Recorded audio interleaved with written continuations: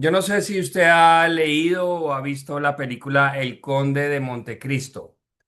El Conde de Montecristo es un libro quizás de los clásicos ah, más reproducidos, más leídos de Alexandre Dumas.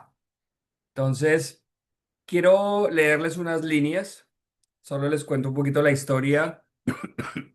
Ah, el protagonista tiene varios nombres, pero uno de sus nombres principales es Edmond Dantès.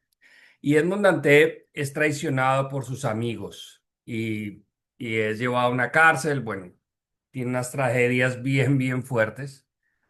Y quiero leer un poquito el sentimiento desde el narrador de cómo se sentía Edmond Dantès ante la traición de sus amigos. Entonces dice lo siguiente: Edmond Dantès permaneció inmóvil, como si el aire mismo se hubiera detenido en su pecho, mientras la verdad caía sobre él con la lentitud cruel de una gota de agua en la roca. No era el destino, ni un error del poder, ni un accidente de la historia. Eran Danglars y Fernand, sus amigos, los nombres que había pronunciado con afecto, los que lo habían vendido al abismo. Sintió que algo se desgarraba dentro de él, no con el estruendo del odio, sino con el silencio de una fe que muere. Durante años había soportado el hambre, la oscuridad y la soledad, creyendo aún en la justicia de los hombres. En un instante comprendió que su prisión más profunda no era la celda de Eve, sino la confianza que había entregado. No gritó, no lloró, simplemente dejó de ser el joven inocente que había subido a bordo del faraón, el bote que lo llevó a la cárcel. La traición que más duele es la del cercano. La traición que más duele es la del amigo. No sé si usted alguna vez ha sentido este tipo de traición, el amigo que ha sido traicionado. O, de hecho, usted ha sido el traidor. Y quiero contarle un poquito de mi testimonio personal acá. Y es que yo fui el otro lado de la historia. Yo fui el amigo que traicionó a su mejor amigo, que era Jesús. Yo sí, al igual que Pedro, lloré amargamente.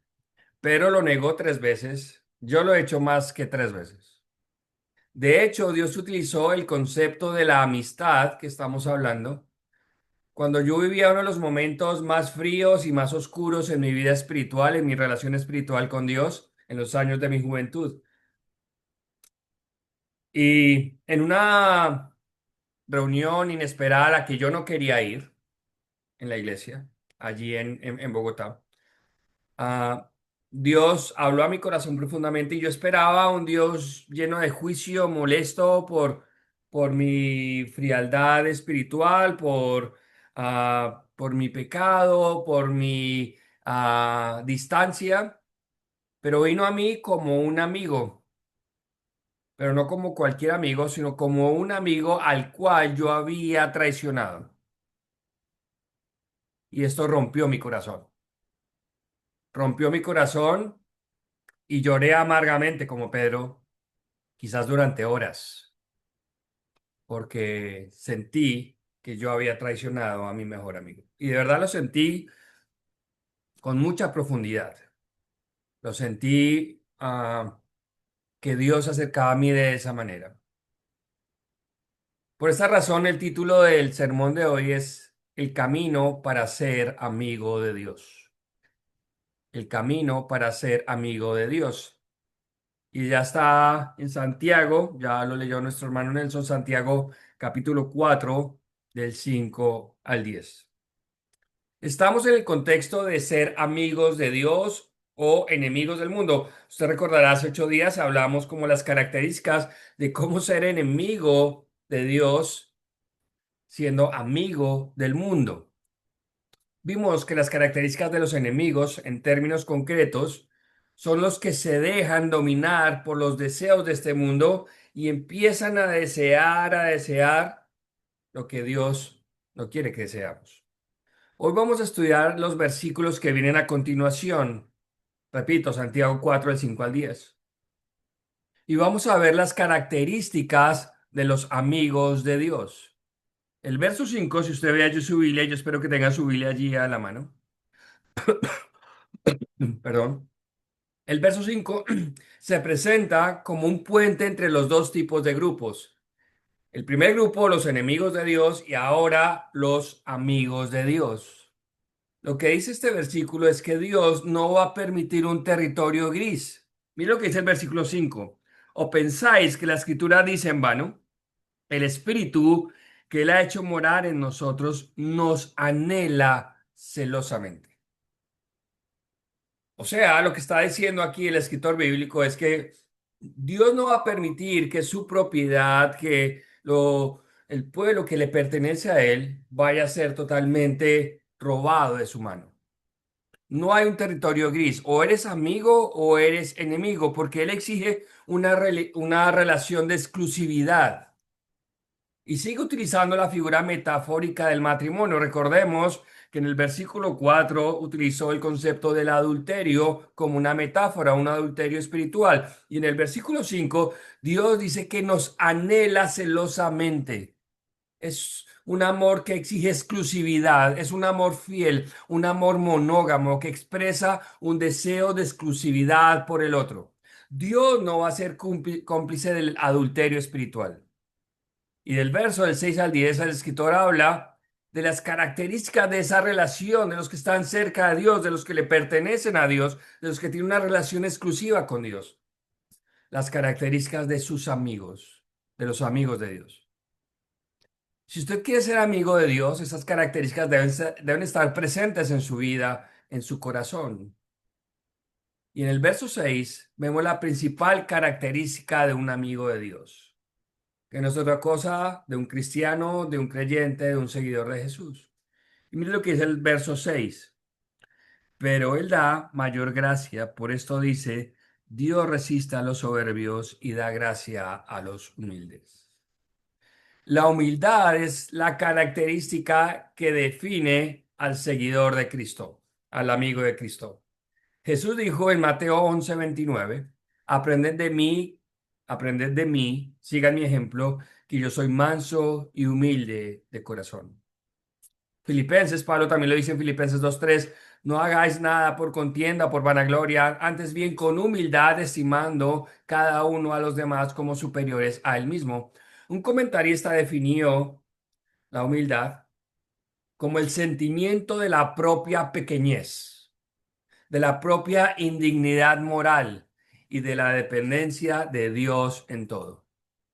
Dios da gracia a los humildes, Dios da bendición espiritual al humilde, Dios rechaza al orgulloso, Dios da gracia, dice el verso, al que se ve a sí mismo como necesitado, como indigno, como dependiente total de Dios.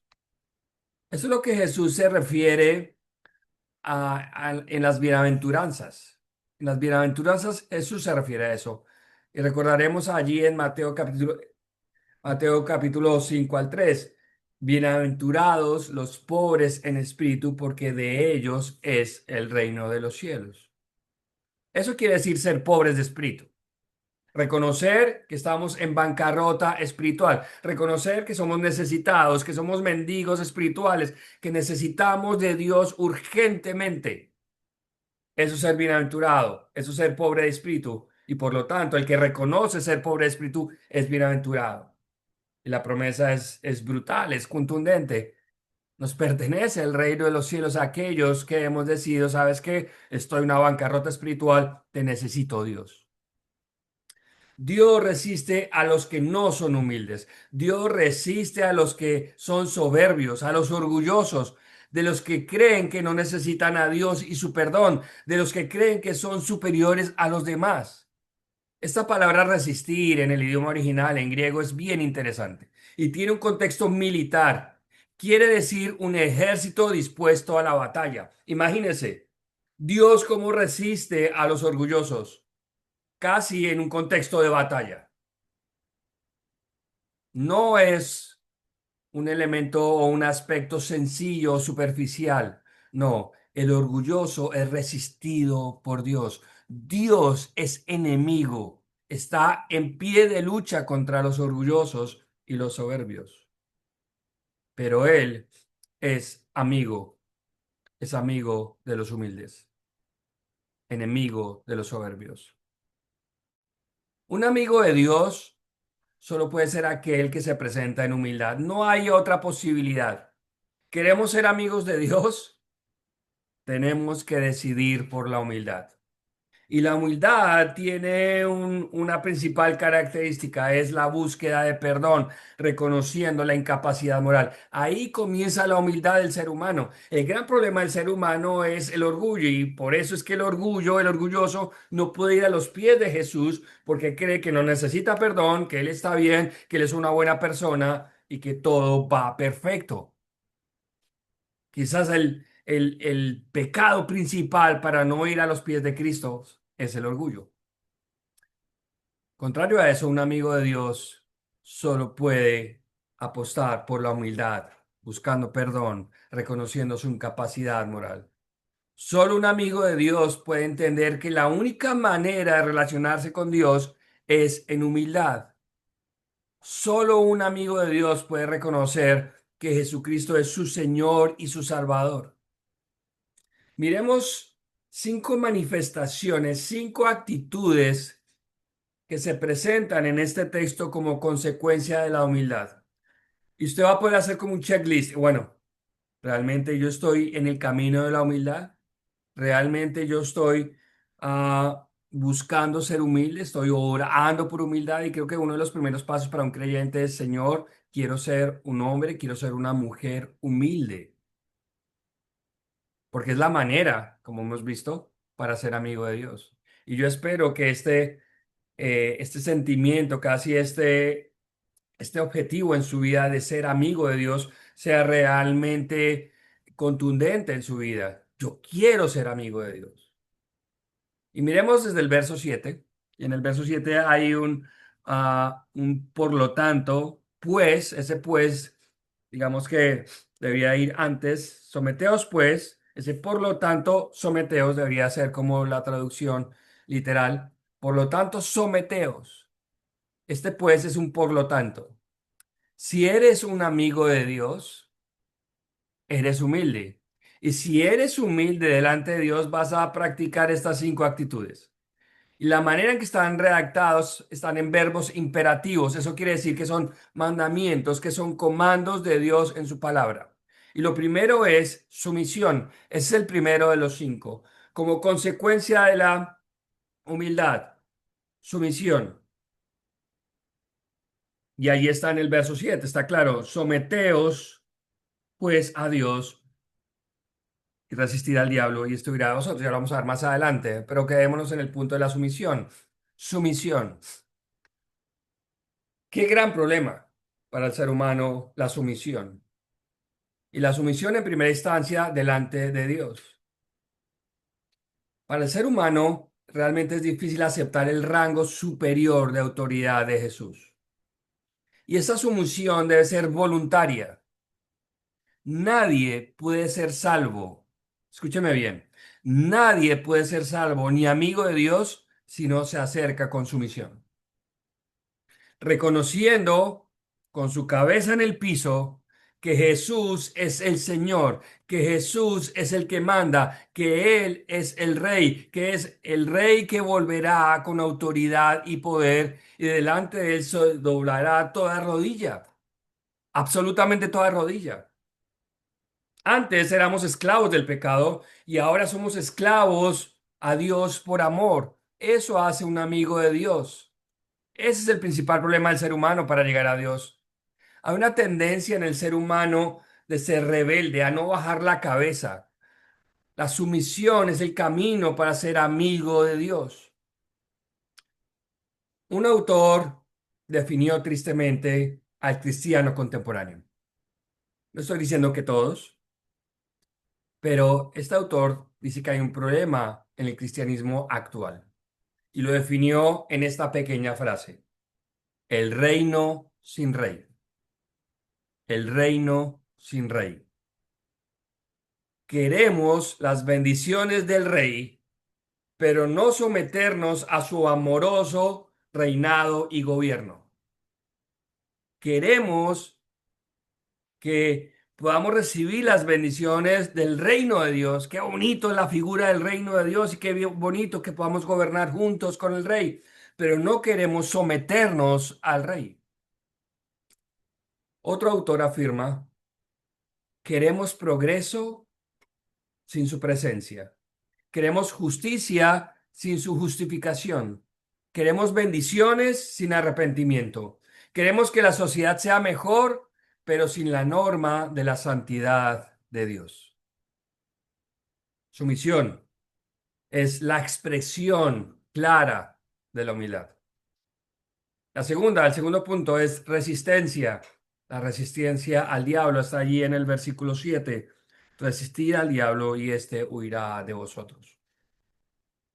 Eso significa oponerse al diablo y todo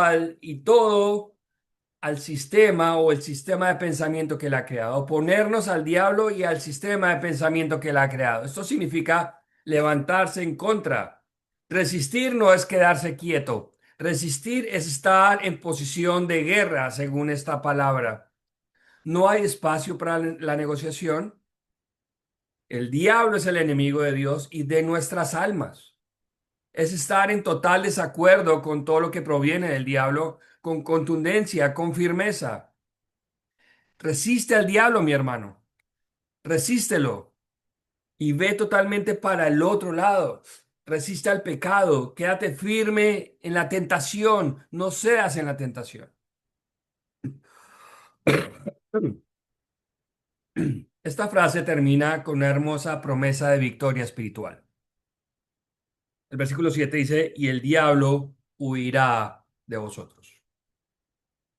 Una persona que resiste al diablo, que resiste al pecado, que resiste a sus maquinaciones, a sus estrategias, es un amigo de Dios. Vamos, hermanos, la manera para que el diablo huya de nosotros es la sumisión a Dios, es la obediencia a Dios. La Biblia no enseña que debemos reprender o atar al diablo para que huya de nosotros. La Biblia dice que debemos someternos a Dios y resistir al diablo, estar firmes y éste huirá de nosotros. Quizás este tema lo podemos complementar en el Life Loop. Porque lamentablemente la guerra espiritual en contra del diablo y los demonios se ha enfocado mal, en una mezcla de misticismo, haciendo énfasis como en palabras clave, como si fuese un sortilegio, una especie de conjuro. Tienes que decir estas palabras. Al diablo se le vence con sumisión a Dios y su palabra, con la gracia que Dios otorga a los humildes, con obediencia a Dios y amor por Él. Ya lo vamos a ver en el siguiente punto. Tiene que ver con relación, con la búsqueda constante de una amistad sincera con Dios. Así se le vence al diablo. Y esto nos lleva al tercer punto y es relación, que está en el verso 8. Verso 8. Leámoslo por favor. Acercaos a Dios y Él se acercará a vosotros. Decida tener una relación con Dios. Esto parece consejo básico de escuela dominical para niños. Pero ¿cuánto tenemos que repasar este concepto? Decida tener una relación con Dios. Y la gran pregunta es si tenemos una relación con Dios realmente. Y todos sabemos el concepto de relaciones. Todos tenemos amigos, padres, esposas o esposos. Y sabemos ¿qué son? ¿Cuál es el secreto para fortalecer las relaciones? Y no hay otra manera que acudir al concepto de tiempo, de tiempo. Separe un tiempo para orar y leer la Biblia todos los días. Hable con Él durante el día.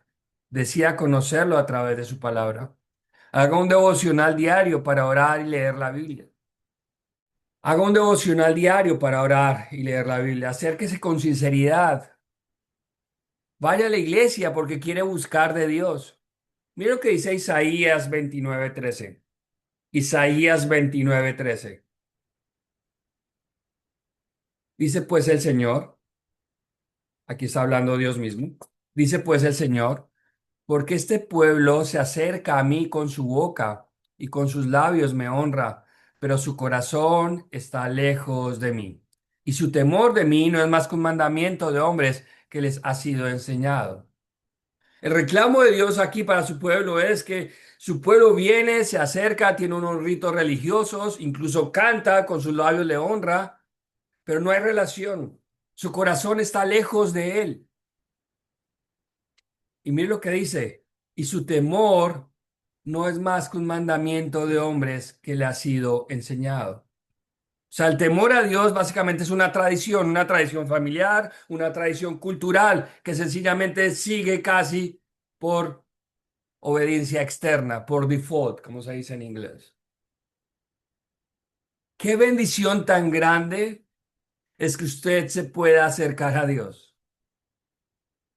No alcanzamos a dimensionar en este momento, mis amados hermanos, la bendición tan grande que tenemos de acercarnos a Dios todos los días, yendo a su presencia, al trono de la gracia, por la justificación que Cristo ha otorgado a nuestras vidas. Ahora podemos ser hallados justos delante de Dios y podemos tener relación con Él. Lo podemos hacer gracias al sacrificio de Cristo en la cruz. Él abrió el camino para que usted y para que yo podamos acercarnos a Dios. Un amigo de Dios busca a Dios continuamente. Todos sabemos el concepto de amistad. Qué bendición tan grande es que podamos acercarnos a Dios. Mis amados hermanos, no demos por sentado esa bendición tan grande de poder acercarnos a Dios. Amados hermanos, nuestra relación con Dios debe tener como base el amor a Él. Y eso es bien importante y parece súper básico, pero quiero que me pongan mucha atención. Nuestra relación con Dios se debe basar en el amor a Él, en la emoción de conocerlo, en la admiración por su belleza y su bondad, por una gratitud profunda. Si la motivación para conocer a Dios es una carga pesada, si la persona de Jesús no nos atrae, no nos domina el intelecto, sus emociones, si Jesús no nos parece una persona interesante, entonces usted no ha conocido bien a Dios, o por lo menos no lo ha conocido lo suficiente. Jesús es el creador del universo, quien dio su vida por los pecadores, el ser más maravilloso del universo, el ser más interesante para conocer, el ser más bondadoso para amar, el ser más poderoso para confiar. ¿Quiere ser su amigo de manera personal? ¿En una relación uno a uno con usted? Mi amado hermano, no nos podemos perder esta gran bendición. Esto es lo más maravilloso que a alguien le puede pasar. Caminar esta vida al lado de Jesús. Es el ser más maravilloso que usted puede conocer. Yo oro para que usted pueda valorar la amistad con Jesús en su justa dimensión. Por eso Pablo oraba por los creyentes, Señor, permíteles ver la profundidad, la altura, la anchura del amor de Dios que es en Cristo Jesús. Es una oración válida. Orar por los demás, orar por mi propia vida, para que yo pueda tener una dimensión mucho más cercana a la realidad, a la realidad espiritual del amor de Jesús por nosotros. Hoy mi invitación es que te acerques hoy a Él. Porque dice la palabra aquí en Santiago que si nos acercamos hoy a Él, Él promete que Él se acercará a nosotros. Dios no nos desecha, Dios no nos hace a un lado, Dios está allí con los brazos abiertos. Ve a Cristo. Lo que nos lleva al siguiente punto, en el verso 8, el arrepentimiento, la humildad. Y creo que usted lo puede concluir por lógica, nos puede llevar o nos tiene que llevar al arrepentimiento. Está en el verso 8 también, en la parte B. Pecadores, mira allí su Biblia, pecadores, limpiad las manos y vosotros los de doble ánimo. purificad vuestros corazones. Pecadores, arrepiéntanse. Qué triste que este concepto del arrepentimiento sea cada vez menos popular dentro de la predicación cristiana. El arrepentimiento es algo como que debe estar guardado en un cajón. Pero fue el primer mensaje público de Jesús en su ministerio. Recordarle la primera frase de Jesús, ¿no? Arrepiéntanse porque el reino de los cielos se ha acercado. Esa fue la primera palabra, arrepiéntanse. Lo primero para arrepentirse es entender que usted es pecador. Esto es bien importante. Parece una verdad otra vez sencilla, pero difícil de aceptar. Somos pecadores. De los terribles, somos pecadores. La Biblia dice que si usted no lo acepta, que usted es un pecador, entonces hace mentiroso a Dios. Santiago nos dice, limpia tus manos, limpia sus manos. Ese concepto viene del Antiguo Testamento y se refiere a un ritual de purificación del cuerpo como resultado de la limpieza del corazón. La limpieza de las manos no era sencillamente un ritual. Otra vez era un símbolo externo de algo interno del corazón, de la limpieza del corazón. Lo que Santiago nos está diciendo, como utilizando la figura del Antiguo Testamento, es limpie su cuerpo, arrepiéntase de los pecados que contaminan su cuerpo, toda violencia, toda impureza sexual, todo deseo desenfrenado que lo aleja de Dios y lo convierte en un enemigo, como lo vimos en el domingo pasado. Limpie su cuerpo, pero además purifique su corazón de otro concepto que está aquí en el versículo, de la indecisión. Purifique su corazón de la indecisión, del territorio gris. Escúcheme bien, usted puede venir a la iglesia, pero al mismo tiempo no querer ser discípulo de Cristo. Entonces yo tendría que decirle a la luz de Santiago, purifica tu corazón. Santiago dice que a los de doble ánimo deben arrepentirse, que los de doble ánimo deben arrepentirse, los inconstantes deben arrepentirse, los que deciden algo por Dios hoy y después lo olvidan, los de doble ánimo deben arrepentirse. Los que se comportan como un inconverso fuera de la iglesia, purifica tu corazón porque eres de doble ánimo. Si usted no se presenta como seguidor de Cristo en sus contextos sociales, purifica tu corazón. Si usted niega a Cristo en algunos contextos porque quizás le da vergüenza ser identificado como cristiano, purifica tu corazón. ¿Cómo puede ser amigo de Jesús si en algunos contextos usted se avergüenza de él? Se avergüenza de ser llamado cristiano. Hoy, la invitación que la palabra de Dios nos hace es arrepiéntete hoy mismo. Eso haría un buen amigo de Jesús. Un buen amigo de Jesús no se quedaría en la culpa, no se quedaría en la autojustificación, sino iría al arrepentimiento. Sí, Señor, tiene razón. Un verdadero amigo de Jesús no es perfecto, pero cuando peca, corre rápidamente al arrepentimiento honesto, a ese lugar donde le dice a Jesús que no quiere volver a hacer lo que le ofende a él, que va a hacer algunos pasos, estrategias, porque el arrepentimiento, mis amados hermanos, no solo se queda en la oración. La oración es el primer paso, la oración de arrepentimiento, de confesión delante de Dios. Pero la Biblia asume el arrepentimiento como algo mucho más profundo, es como darle la espalda al pecado. No nos podemos quedar solo en una oración como para eliminar la culpa. No, la oración debe estar acompañada de acción, de estrategia, de negación, para que esto no vuelva a suceder. Y esto tiene que ver con el siguiente punto, con el quinto, dolor en el corazón. Dolor en el corazón. Y está allí en el verso 9. Mire allí su Biblia. Afligíos y lamentad y llorad. Vuestra risa se convierta en lloro y vuestro gozo en tristeza, dolor en el corazón. Laméntese por su pecado.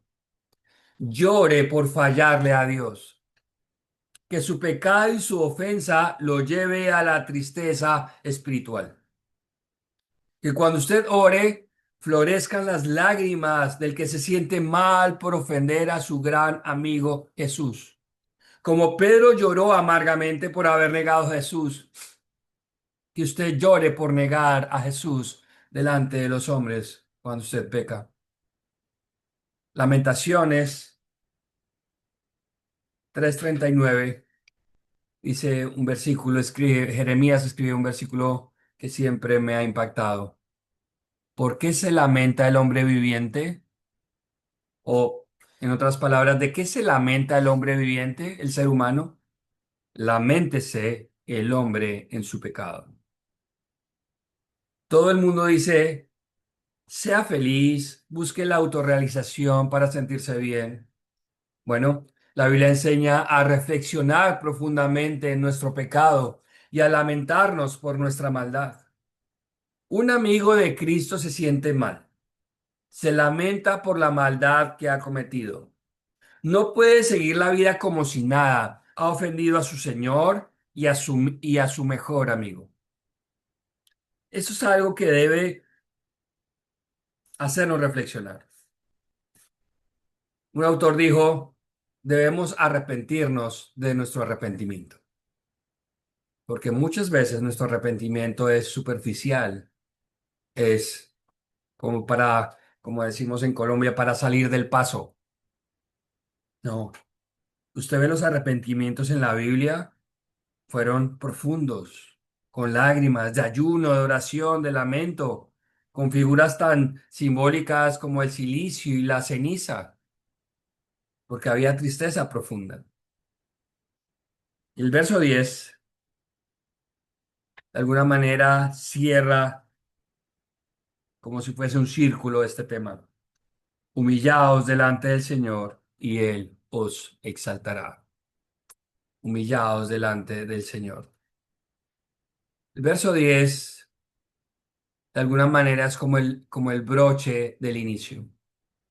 Jesús dijo en Mateo 23:12, porque el que se enaltece será humillado y el que se humilla será enaltecido. Dios exaltará a sus amigos. Dios exaltará, colocará a sus amigos en un lugar alto. Eso quiere decir la palabra exaltación. Dios exaltará al sumiso. Dios exaltará al que resiste al diablo. Dios exaltará al que le busca con honestidad. Dios exaltará al que se arrepiente. Y Dios exaltará al que le duele su propia maldad. El mundo ofrece otro camino para encontrar la exaltación. Nuestro Dios nos muestra un mejor camino. El camino para ser amigo de Dios es la humildad.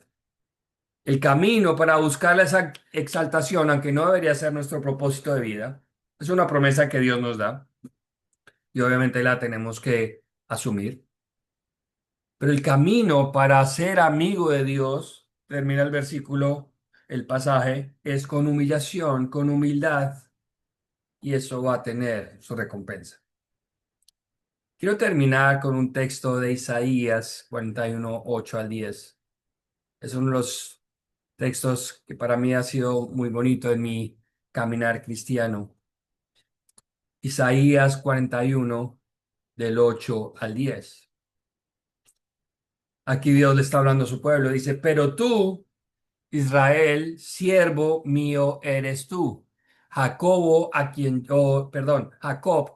yo escogí. Descendencia de Abraham, mi amigo. Porque te tomé de los confines de la tierra y de tierras lejanas te llamé y te dije, mi siervo eres tú, te escogí y no te deseché. No temas, porque yo estoy contigo. No desmayes, porque yo soy tu Dios que te esfuerzo. Siempre te ayudaré, siempre te sustentaré con la diestra de mi justicia. No existe nada en el mundo tan profundo, tan significativo, tan valioso como el hecho que nuestro Señor Jesús te coloque el título de amigo. ¿Te imaginas cambiar en este verso bíblico el nombre de Abraham por tu nombre? Abraham, mi amigo, y ponga usted allí su nombre. Amado hermano, necesitamos cambiar la tendencia de nuestro corazón para complacer o buscar los deseos de este mundo que vimos hace 8 días. Debemos cambiar los deseos de este mundo por un deseo mucho más profundo, por el principal de todos, desear ser el amigo de Jesús para siempre. Desee la amistad con Jesús más que a nada en el mundo. Esto parece casi una lección de niños cuando hablamos de Jesús como amigo, pero no hay nada más profundo, nada más existencial, nada más maduro, nada más adulto que buscar la amistad con Jesús. Yo he decidido en mi vida no volver a traicionar a mi mejor amigo y yo deseo con toda mi alma ser llamado en el cielo el amigo de Dios. Ese es el título que yo buscaría y que he buscado durante muchos años. No me importa otro título, quiero ser amigo de Jesús. Y esa es mi oración, que pueda valorar su amistad con relación a estos puntos. Y creo que cada uno de estos puntos merece una oración por parte nuestra. Señor, ayúdame a ser humilde. Señor, ayúdame a tener un verdadero arrepentimiento. Señor, ayúdame a buscarte diariamente en mis devocionales. Señor, ayúdame a lamentarme de mi pecado cuando fallo. Ayúdame. Esto debería ser parte de nuestra oración matutina.